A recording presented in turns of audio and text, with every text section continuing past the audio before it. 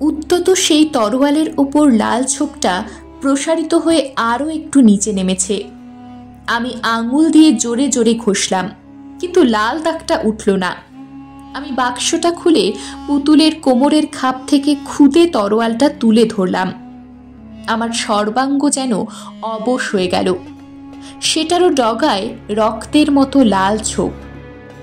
ঢাকনার ওপর ছবিতে যতটুকু নেমেছে, তরোয়ালেরও ঠিক ততটুকু লালচে হয়ে আছে। আমি মন্ত্রমুগ্ধের মতো তরোয়ালটা আবার খাপে পুরে বাক্সটা বন্ধ করে দিলাম। সেদিনও খবরের কাগজে এক নৃশংস হত্যার ঘটনা চোখে পড়ল।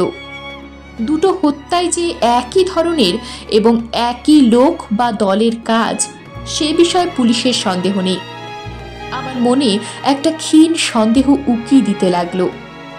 লাক্ষার বাক্সে খুদে পুতুলটার সঙ্গে এই নৃশংস হত্যাকাণ্ডের কি কোনো সম্পর্ক আছে?